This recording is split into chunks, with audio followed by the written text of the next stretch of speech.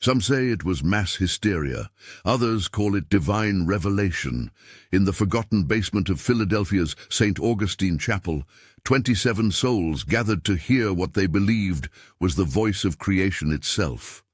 The walls still bear the scratches of those who tried to escape from themselves. What happened on the night of November 12th in the year 1935 has been systematically erased from official records, but some truths refuse to stay buried. Attention! The case you are about to hear has been concealed for decades. Before we begin, write in the comments where you're listening from and what time it is at this exact moment, because this story began at precisely the same hour. In the autumn of 1935, Philadelphia was transforming. The lingering effects of the economic depression hung over the city like a shroud, yet new construction rose from the ashes of financial ruin.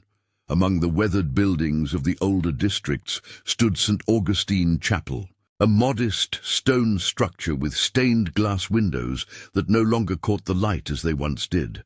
Father Thomas Woodward served as the chapel's caretaker. According to parish records stored in the Philadelphia Diocesan Archive, he was a quiet man of 47 years who had been assigned to this particular church after several transfers from other parishes. The reasons for these transfers were conspicuously absent from his file. The congregation of St. Augustine had dwindled over the years. Services rarely drew more than 30 attendees, but there was a smaller group that began meeting on Tuesday evenings. They called themselves the Listeners. According to witness testimonies collected in the year 1936, the Listeners first assembled in March of that year. They were drawn together by a shared belief that God was speaking again. It began with Eleanor Simmons, a widowed schoolteacher who lived 3 blocks from the church. In a personal diary recovered from her residence, she wrote about hearing a distinct humming sound emanating from the church basement while walking home late one evening. The sound, she described, was neither mechanical nor human, but something in between.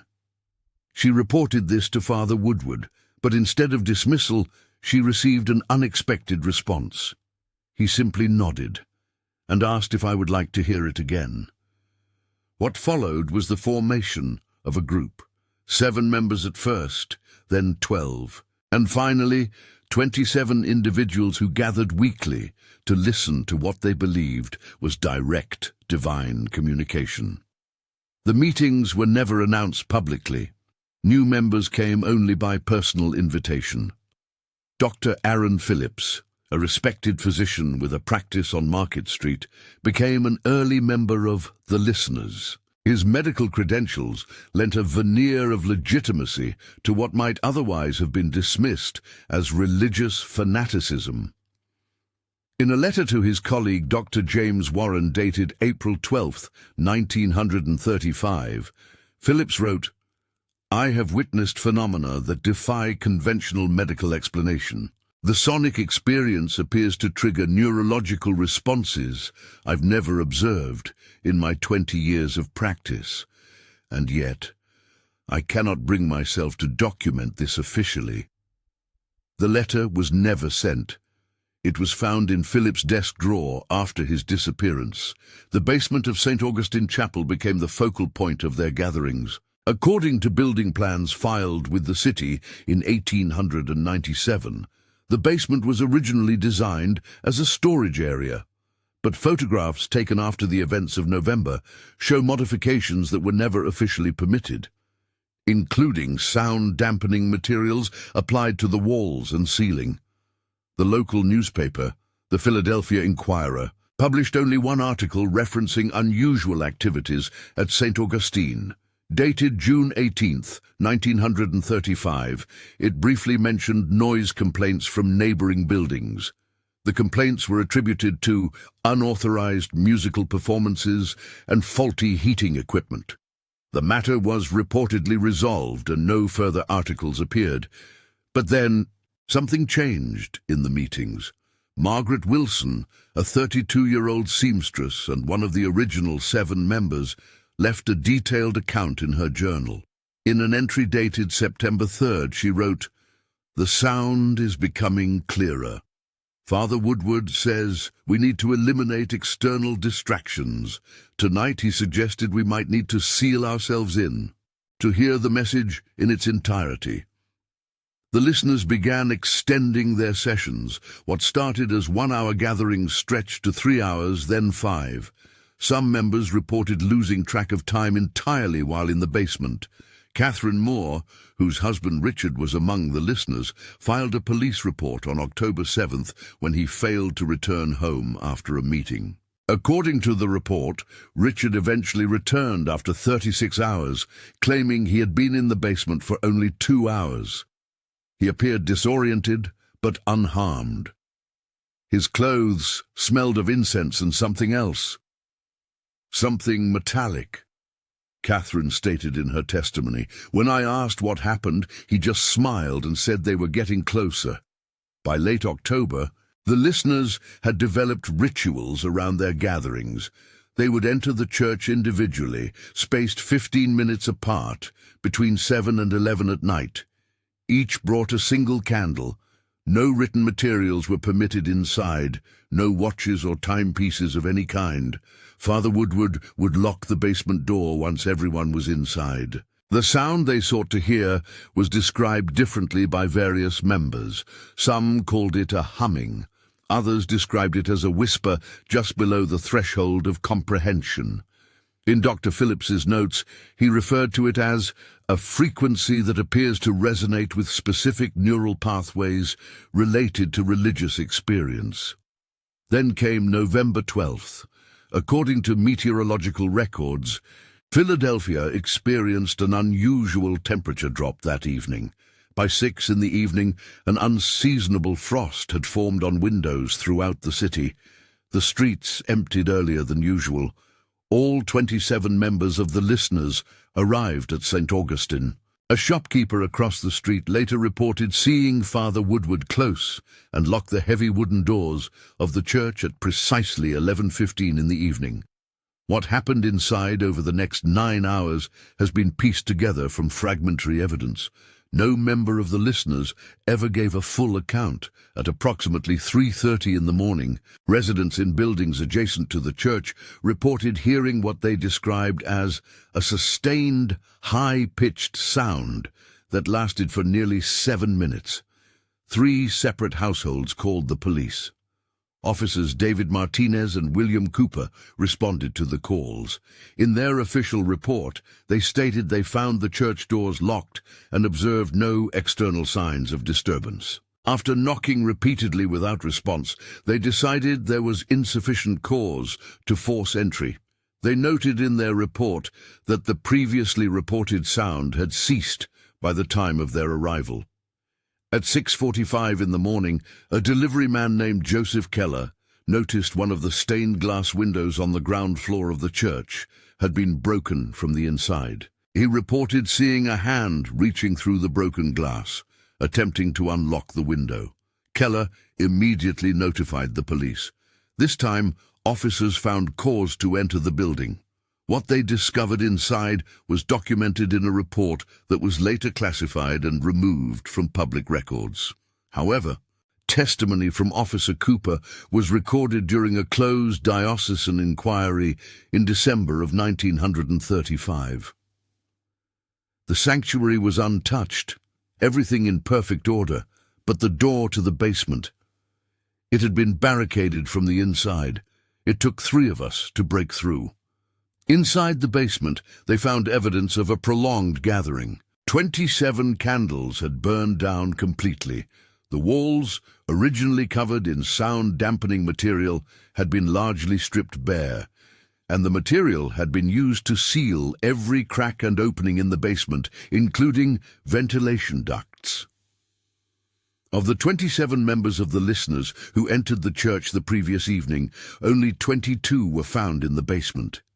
They were alive but in various states of distress. Some were catatonic, others were engaged in repetitive motions, covering their ears, rocking back and forth, or tracing patterns on the floor and walls with their fingers. Most disturbing were the patterns themselves. Officer Cooper described them as identical geometric shapes that had been scratched, drawn, or painted throughout the basement. It was as if they were all trying to record the same image independently, he stated.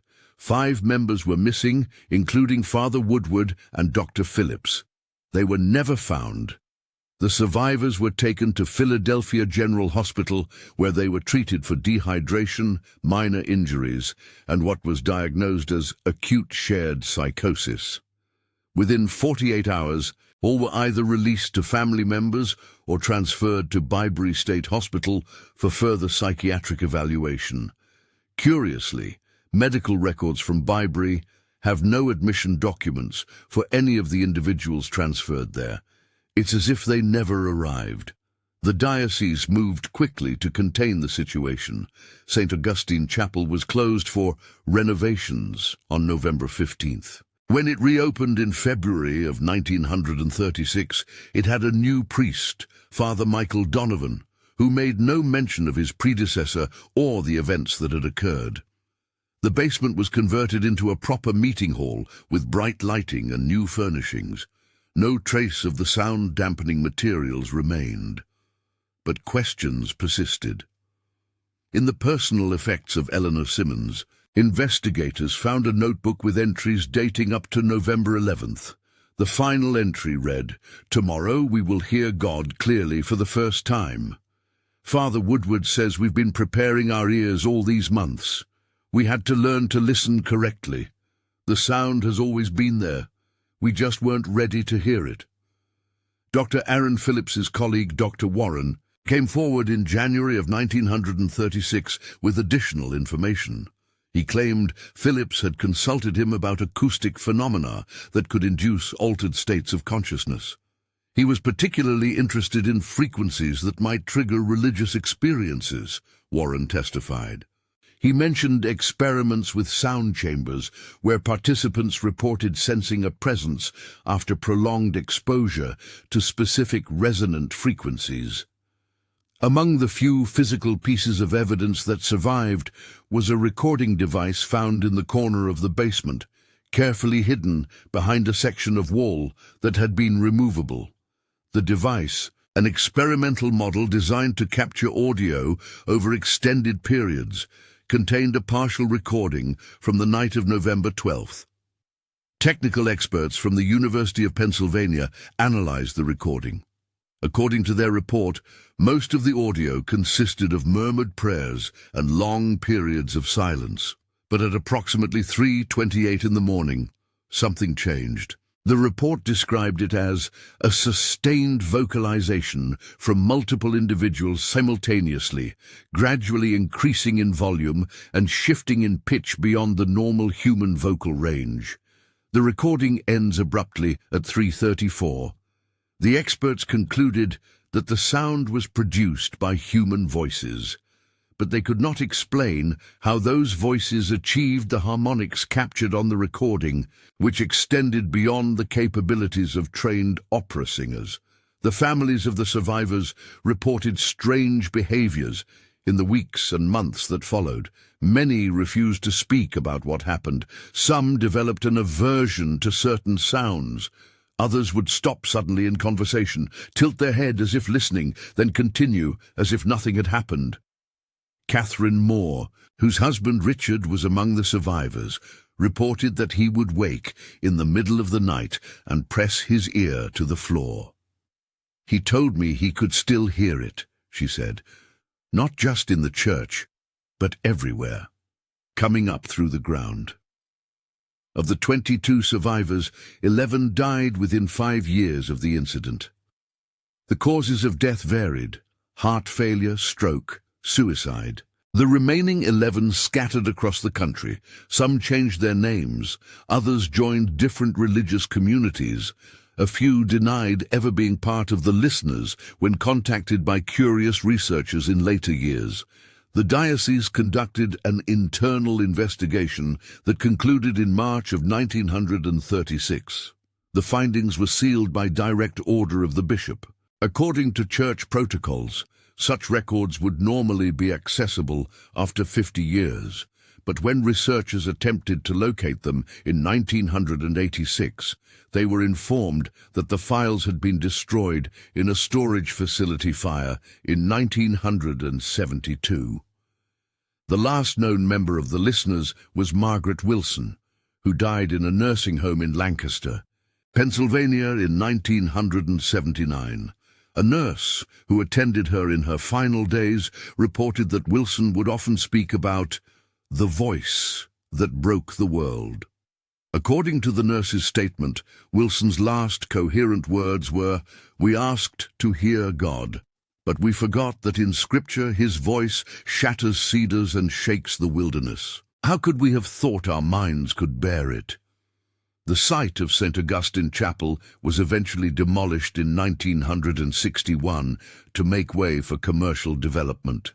Construction workers reported unusual acoustic phenomena during demolition, places where whispers seemed to carry across impossible distances, and others where sounds disappeared completely. The building that stands there now houses offices and retail spaces.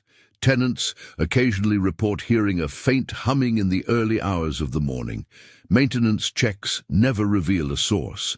In 1998, during renovations of the basement level, workers discovered a sealed metal box inside a wall cavity.